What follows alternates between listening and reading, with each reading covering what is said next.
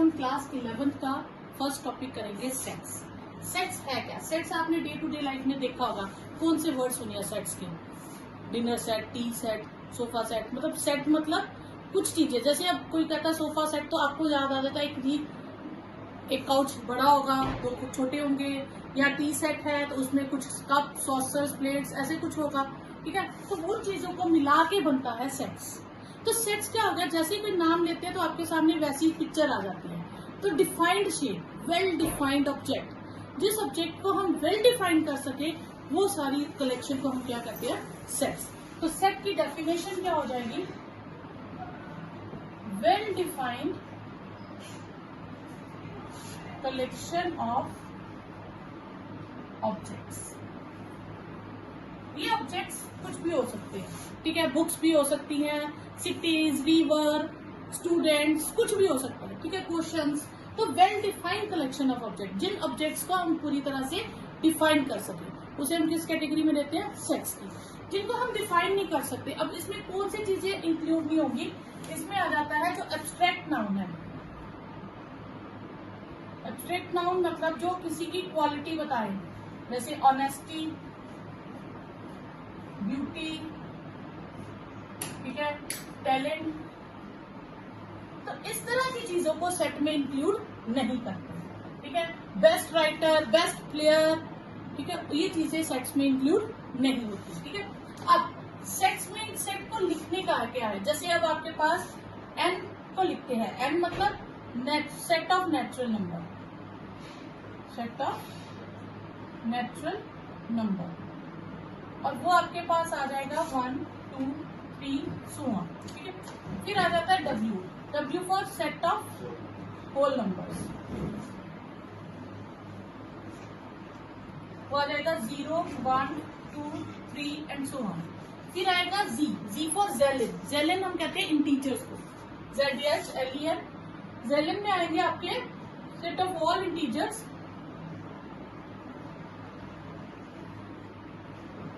इसमें आपके सारे नेगेटिव इंटीजर्स भी आ जाएंगे और जीरो और पॉजिटिव इंटीजर्स भी आ जाएंगे। जीरो जो होता है ये ना नेगेटिव होता है ना पॉजिटिव होता है, zero is non negative integer, ठीक है। ओके, यहाँ आपको ऐसा लिखा हुआ कई बार मिलेगा, इसका मतलब है सेट ऑफ पॉजिटिव इंटीजर्स, तो वो 1, 2, 3 सो ऑन होंगे। फिर आता है Q for set of rational numbers, तो सेट ऑफ रैशनल नंबर्स क्या होते हैं? जिनको हम P बाई Q की फॉर्म में लिख सकते हैं। P एंड Q आर को prime integers and Q is not equal to 0। फिर Q प्लस अगर कहे तो set of positive rational numbers. फिर R for set of real numbers, तो रियल नंबर आपने 10th में पढ़े थे। रियल नंबर क्या होते हैं? Collection of rational and irrational numbers.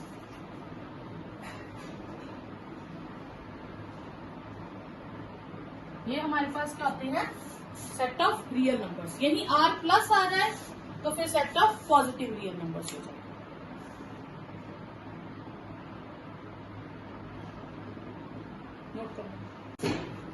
अभी हम करेंगे representation of a set.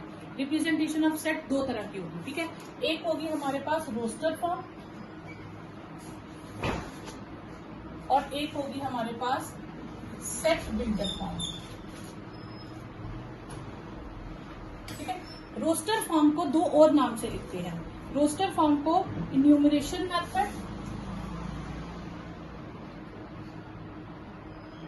Method भी कहते हैं और साथ में टेबुलर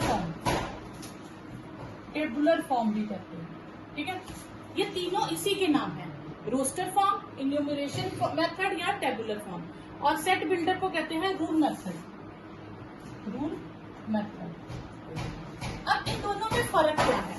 रोस्टर फॉर्म का मतलब है कि हर टर्म को सेपरेटली लिखो, डिनोट करो। जैसे सेट ऑफ नेचुरल नंबर है तो मैं 1 2 3 4 सब कुछ लिखूंगी, तो ये हो जाएगा roster form. Set of even numbers 2 4 6 8 इस तरह से, तो एक एक एलिमेंट्स को मैं अलग अलग रिप्रेजेंट करूंगी, उसे कहते हैं रोस्टर फॉर्म, जिसमें हम एलिमेंट्स को अलग अलग रिप्रेजेंट नहीं करते, एक क्लब करके ग्रुप बना देते हैं और उसकी कोई क्वालिटी बता देते हैं। तो फिर आ जाएगा आपके पास x such that x belongs to natural number, ये हो गई इसकी शॉर्ट फॉर्म, ठीक है। फिर सेकेंड जैसे इवन नंबर था x is equal to 2n, n belongs to natural number, तो मैं उसकी क्वालिटी के बारे में मेंशन कर दूंगी। तो ये हमारे पास क्या हो जाएगा सेट बिल्डर फॉर्म, और ये हमारे पास क्या हो जाएगी रोस्टर फॉर्म। अब सपोज आपको क्वेश्चन आ जाएगा रोस्टर फॉर्म दी है 1/2, 2/3, 3/4, 4/5, 5/6, ये रोस्टर दी है, वो कहेंगे सेट बिल्डर लिखो। तो आपने देखना है, आपने हर नंबर का नाम रख देना x सच दैट, और करली ब्रैकेट जो है ये सेट में जरूरी है, आप इसमें स्मॉल ब्रैकेट या लार्ज ब्रैकेट यूज नहीं करेंगे। सेट के लिए हमेशा क्या यूज करेंगे करली ब्रैकेट्स। अब इसमें आप देखेंगे कि क्या लिंक है, ये 1 2 3 4 5 है, तो ये एक तरह से नेचुरल नंबर्स हो गए, तो ये n है। नीचे क्या है denominator 1 step larger than numerator है, अगर ये 2 है तो ये 3 है, 3 है तो 4 है, 4 है तो 5 है, 5 है तो 6 है, तो ये n है तो n+1 हो जाएगा, n belongs to natural number.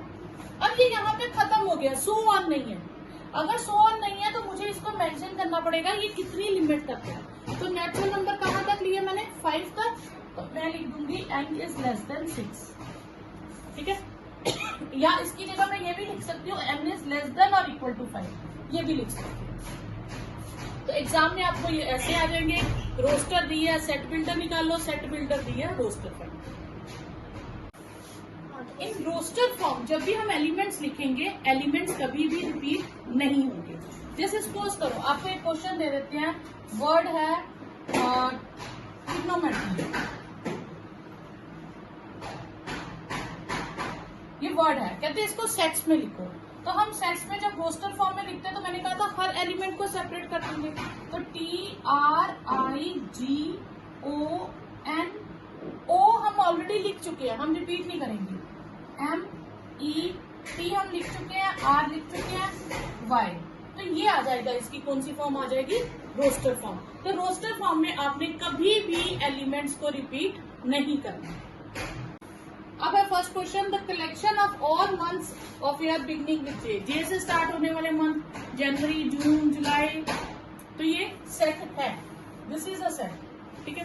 To, फिर set of all most talented, talent जो है ये क्या हो गया एब्स्ट्रैक्ट नाउन, तो ये सेट नहीं होगा, ठीक है।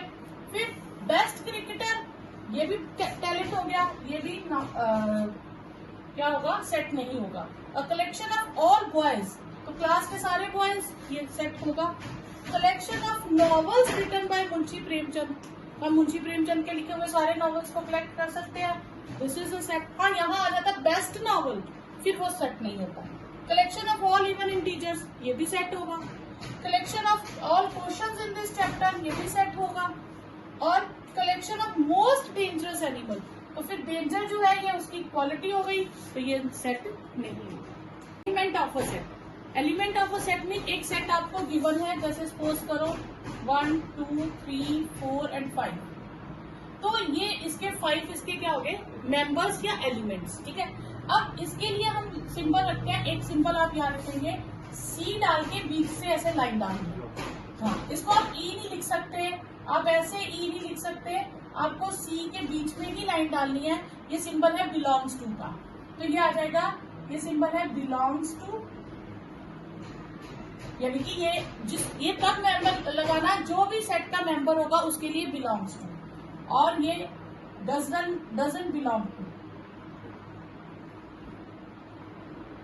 अब जैसे वन मेंबर है ए का, तो सिंबल आएगा बिलोंग्स टू।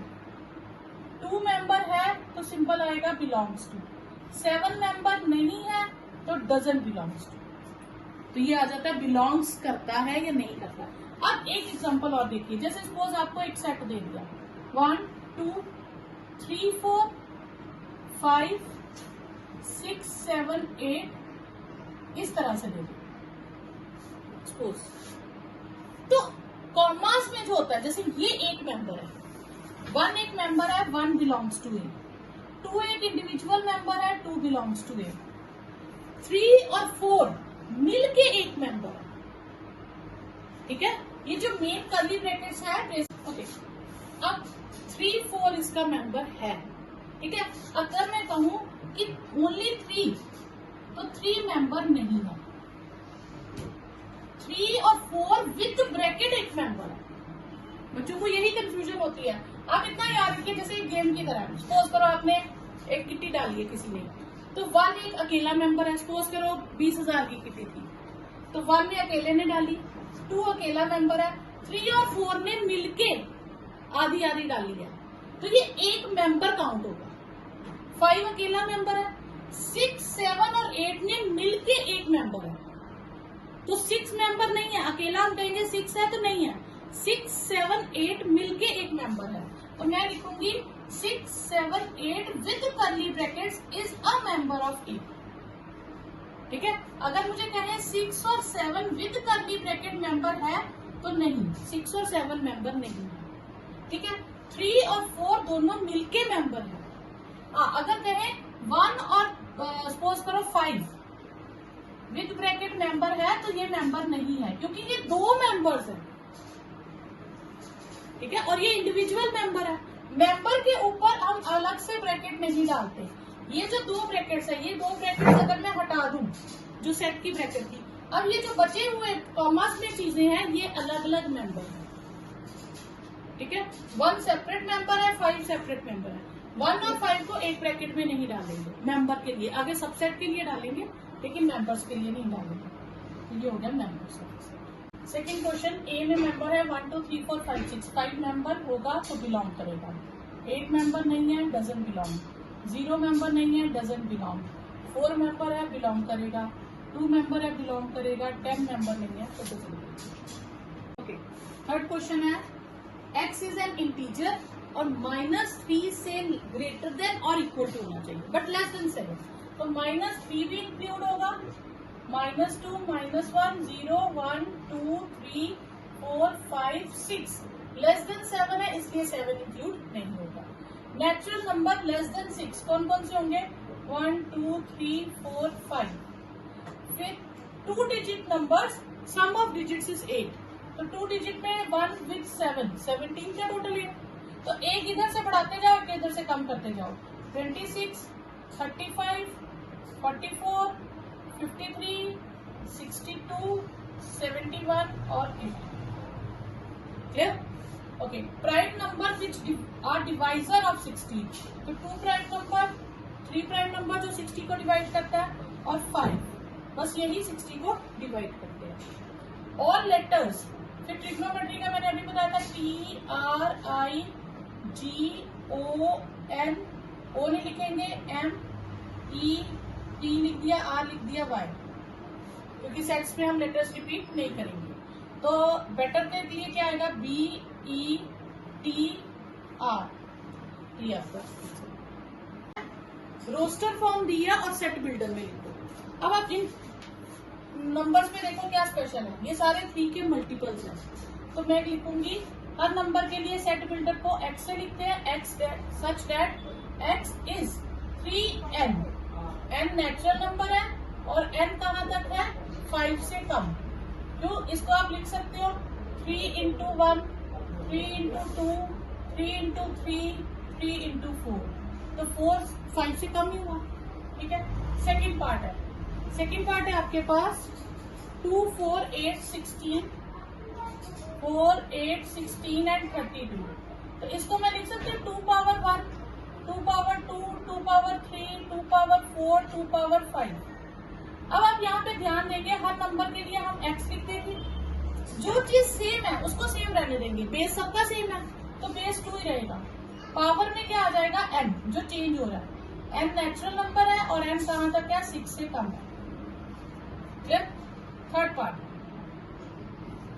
पार्ट आपके पास 5, 25, 125, 625, तो आप इनको अगर सेट करके लिखे तो ये 5 पावर 1, 5 पावर 2, 5 पावर 3, 5 पावर 4, तो ये क्या आएगा x such that x is 5 power n, n belongs to natural number और n is less than 5। Clear? और नेक्स्ट है 2, 4, 6, 2, 4, 6 एंड सो ऑन। तो ये क्या है? इवन नंबर, तो हम इसे लिखेंगे x such that x is equal to twice n, n belongs to natural number. तो सो ऑन है, इसलिए लिमिट लिखने की जरूरत ही नहीं। 1, 4, 9 and so on up to 100। तो 1 को क्या लिखेंगे? 1 square, 2 square, 3 square, so on 10 square. तो अब आप यहाँ पे ध्यान दें तो बेस चेंज हो रहा है, इसका पावर सेम है, तो बेस को n लिख देंगे, पावर को स्क्वायर रखेंगे। तो n belongs to natural number and n is less than 11। तो कई बुक्स में ऐसे लिखा होगा लेस देन और इक्वल टू 10, आप कुछ भी लिख सकते हैं, दोनों ठीक है। करिए। नेक्स्ट क्वेश्चन है list the element in the following set x such that x is an odd natural number। Odd natural number हमारे पास कौन से होते हैं? 1, 3, 5, 7 and so on. Second, x is an integer जो -1/2 से ग्रेटर है पर 9/2 से लेस है। -1/2 को लिख सकते हैं 0.5 और 9/2 हो गया 4.5, यानी कि x इन दोनों के बीच में है। और 0.5 से अगला इंटीजर कौन सा होता है हमारे पास? -0.5 से आगे 0, 1, 2, 3 एंड 4, 4.5 तक बस यही इंटीजर्स आएंगे आपके पास। x is an integer, x square is less then 4। कितने इंटीजर्स हैं जिनका स्क्वायर करें और वो -4 या 4 x स्क्वायर करें वो 4 या 4 से कम आए? तो वो 0 है, 1 और -1 है, 2 एंड -2 है। ठीक है। Then letters word loyal, loyal word में कौन कौन से लेटर्स है? L, O, Y, A। हम लेटर्स को रिपीट नहीं करेंगे। ठीक है। उसके बाद आपके पास आ जाएंगे months of year not having 31 days. तो फेब्रवरी आ जाएगा, मार्च के होते हैं अप्रैल, मई के होते हैं जून, जुलाई अगस्त के होते हैं सितंबर, अक्टूबर के होते हैं नवंबर, हाँ 8 मंथ्स आ जाएगा। Then consonants of English alphabet which precedes K, जो के से पहले आते हैं, तो उसके हमें कॉन्सोनेंट्स लिखने। के से पहले सारे लेटर्स नहीं लिखने।